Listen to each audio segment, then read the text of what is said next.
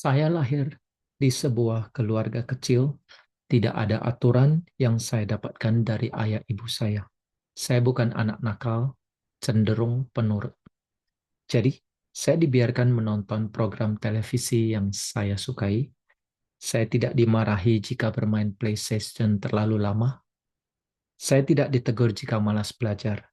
Saya tahu ayah dan ibu saya mengasihi saya. Mereka hanya tidak tahu cara menetapkan aturan. Di rumah saya bertumbuh tanpa aturan. Ketika saya masih SD, saya mengikuti kegiatan pramuka.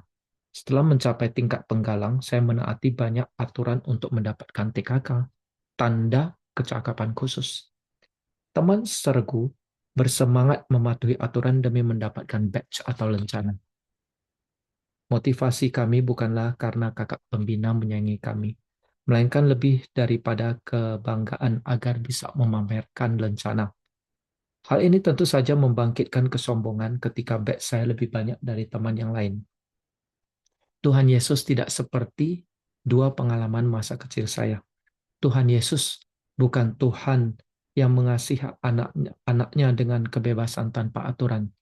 Tuhan Yesus juga bukan Tuhan yang hanya memberikan aturan seperti seorang diktator.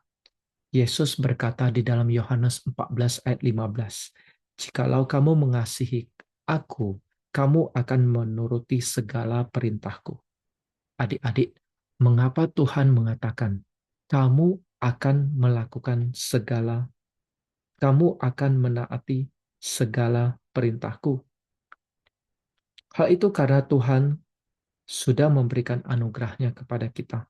Sebelum kita lahir, Tuhan memilih kita untuk menjadi umat-Nya. Tuhan membenarkan kita ketika kita masih hidup di dalam dosa. Tuhan menebus diri kita dengan berkorban di kayu salib. Tuhan bahkan mengirimkan roh penolong, yaitu Roh Kudus, untuk menyertai kita selama-lamanya. Mari kita melihat kisah Tuhan memilih bangsa Israel menjadi bangsa pilihannya hingga kisah Tuhan memberikan 10 perintah Allah kepada kita.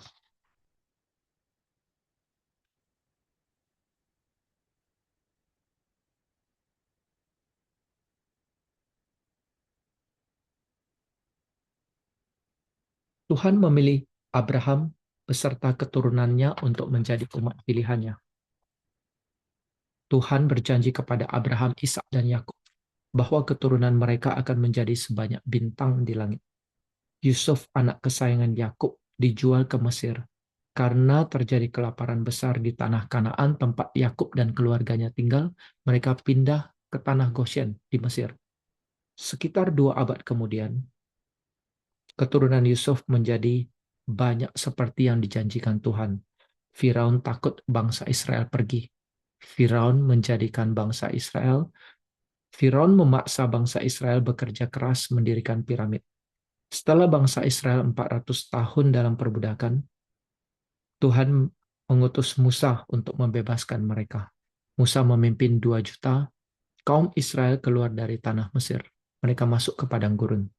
Perjalanan yang seharusnya 2 minggu, Tuhan jadikan perjalanan mereka panjang. 40 tahun karena mereka terus-menerus bersungut-sungut dan memberontak. Mereka masih membawa kebiasaan dan aturan-aturan Mesir. Aturan-aturan Mesir harus dihapus.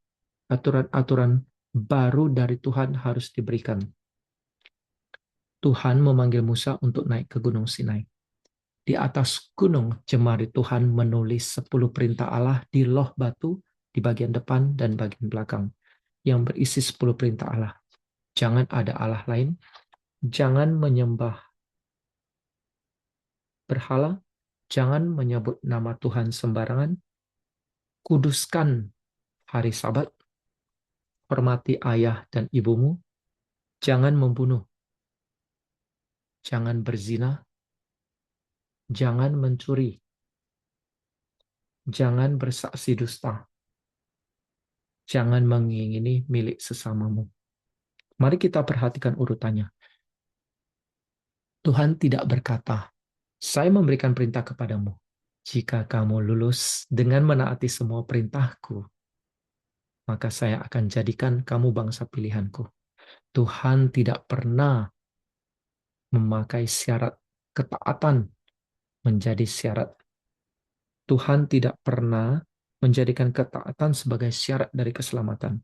Tuhan menolong bangsa Israel keluar dari Mesir ketika mereka masih berada dalam perbudakan. Adik-adik, Tuhan menyelamatkan kalian ketika kalian masih hidup di dalam dosa. Ini adalah bukti nyata dari kasih Allah, seperti yang ditulis Rasul Paulus dalam Efesus 2 ayat 8 dan 9.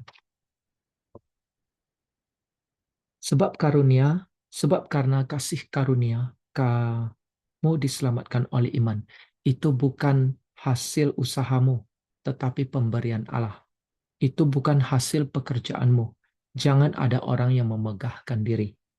Jika kita tidak diselamatkan karena menaati perintah, kenapa Tuhan memberikan 10 perintah Allah? Untuk untuk apa Tuhan memberikan? Lalu untuk apa Tuhan memberikan 10 perintah Allah? Ketika guru memberi kalian perintah, anak-anak jangan mencontek ya. Kalian bisa mengenali karakter guru tersebut. Ketika ayah ibu memberi kalian perintah, nak, jangan bertengkar ya. Kalian segera tahu karakter orang tua kalian. Sebuah aturan, baik perintah atau larangan, mencerminkan adalah cerminan dari sang pemberi aturan. Dengan mengetahui isi 10 perintah Allah, kita semakin mengenal karakter Tuhan. Tuhan mencintai kebenaran dan kesucian. Selanjutnya, anak-anak, tanpa adanya aturan, kalian tidak bisa mengenal diri kalian dengan baik. Jika tidak ada aturan, jangan terlambat. Kalian tidak akan tahu apakah kalian adalah seorang yang disiplin atau seorang penunda. Kita berpikir kita adalah orang baik karena tidak pernah membunuh. Namun, Tuhan Yesus berkata, setiap orang yang membenci saudaranya adalah pembunuh manusia. Kita jadi sadar bahwa kita tidaklah sebaik yang kita pikirkan. Hanya dengan munculnya pikiran negatif, kita sudah dianggap berbuat jahat di hadapannya. Kesadaran akan hukum ini membuat kita mengerti bahwa kita adalah orang berdosa. Selain itu, Selain itu, Tuhan ingin melindungi kita dari berbagai akibat dosa. Hal-hal jahat timbul dari tindakan dosa yang kita lakukan. Tuhan menyuruh bangsa Israel agar tidak menyembah ilah palsu, karena hal itu akan membuat mereka menjadi lemah. Ayah dan ibu kalian melarang Ayah dan ibu melarang kalian menggunakan narkoba, berjudi, atau menonton pornografi. Larangan tersebut diberikan bukan karena ayah atau ibu jahat. Mereka melarang karena tahu dampak buruk dari dosa-dosa itu terhadap otak, jiwa, dan pikiran. Otak, tubuh, dan jiwa kalian. Otak, tubuh, dan jiwa kalian. Setelah kita mengetahui alasan Tuhan memberikan 10 perintah, kita tidak serta-merta menjadi mudah untuk melaksanakannya, untuk menaatinya. Mungkin di dalam hati kita mau melakukannya. Mungkin di dalam hati kita mau melakukannya, tetapi kita merasa tidak mampu. Kita akan pelajari 3 hal di mana anak-anak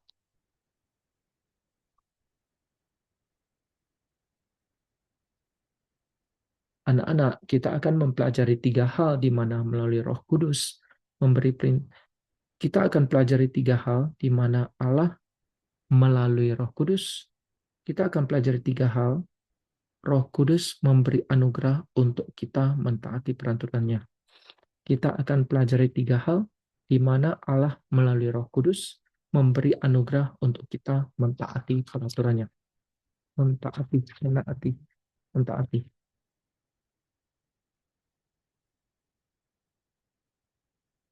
Adik-adik, ada berapa perintah dalam perjanjian lama? Benar, terdapat 613 perintah di dalam perjanjian lama. Dalam tradisi Yunani, angka 613 itu adalah jumlah organ dan tubuh di dalam tubuh kalian. Tulang dan organ di dalam tubuh kalian.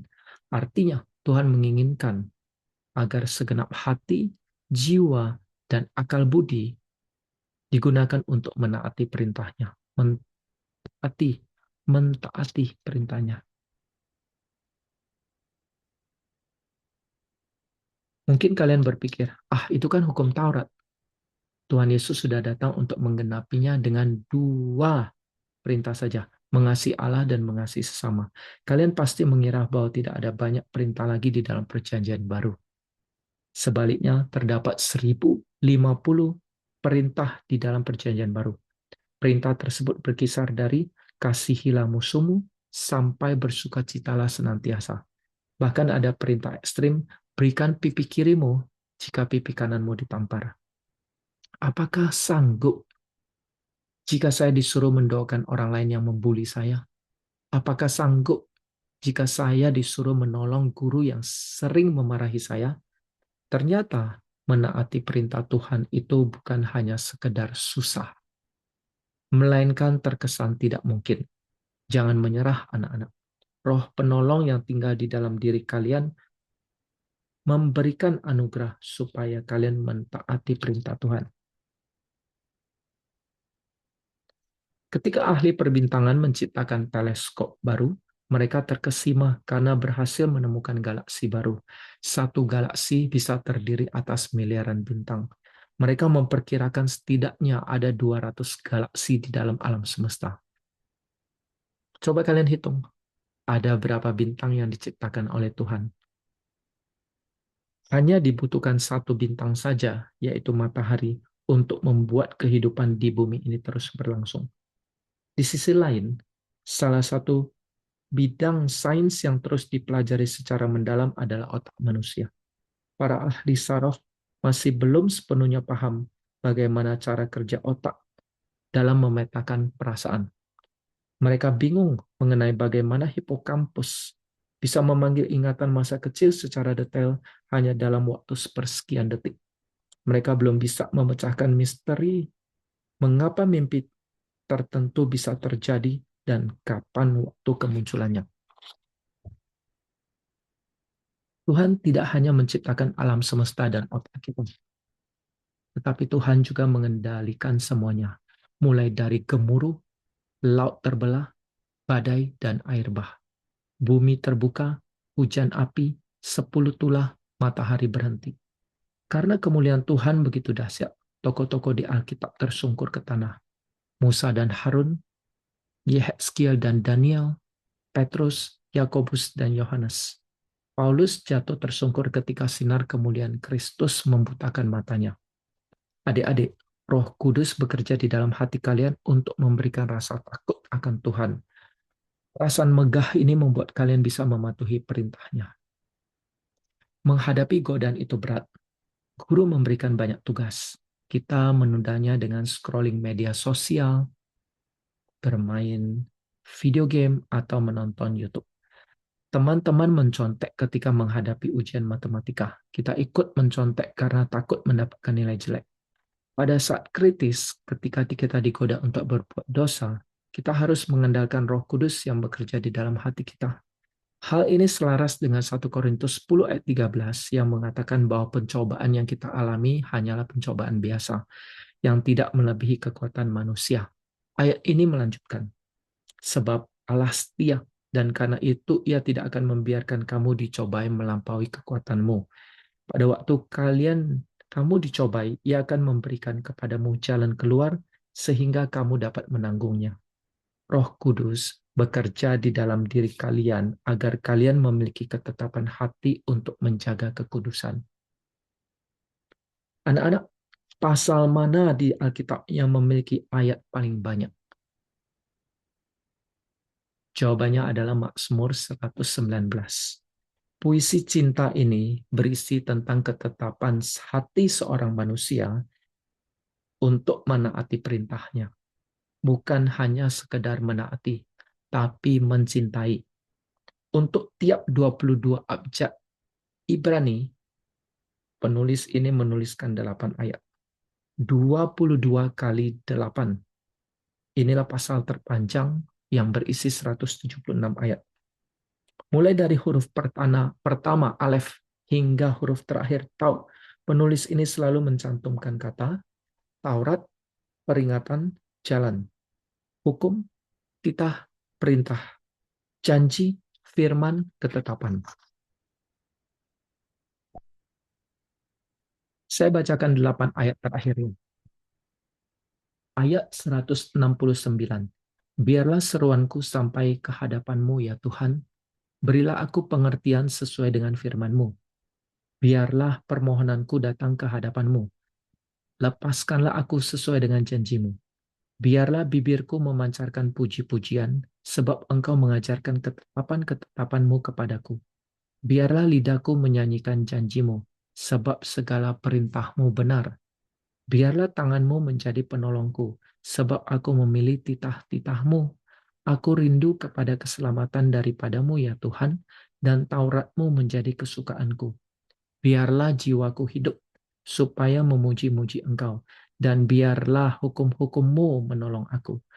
Aku sesak seperti domba yang hilang, carilah hamba-Mu ini, sebab perintah-perintah-Mu tidak kulupakan.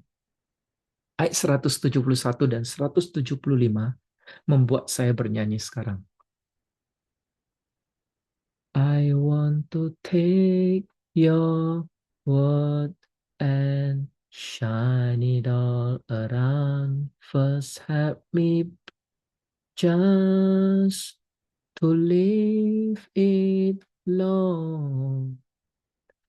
And when I'm doing well, help me to never seek a crown, for my reward is giving glory to you. Huruf Alef dan Tau di dalam pasal ini menggambarkan Alfa dan Omega. Roh Kudus membantu kita untuk mencintai dan mentaati perintah Tuhan sepanjang hidup kita. Adik-adik, perintah yang diberi oleh Tuhan bukanlah suatu ikatan dalam hidup kalian. Perintah dari Tuhan adalah sumber sukacita yang membebaskan. Kalian bisa mentaati perintah Tuhan dengan berlatih hal berikut: membaca Alkitab dan menghafalkannya, mendengar khotbah dan mempelajarinya, berdiskusi bersama ayah, ibu, dan guru, membaca buku-buku rohani, berdoa meminta kekuatan. Mari kita berdoa. Bapa di surga, kami mengasihi-Mu. Pimpinlah kami untuk melakukan perintah-Mu hari ini. Dalam nama Tuhan Yesus Kristus kami berdoa. Amin.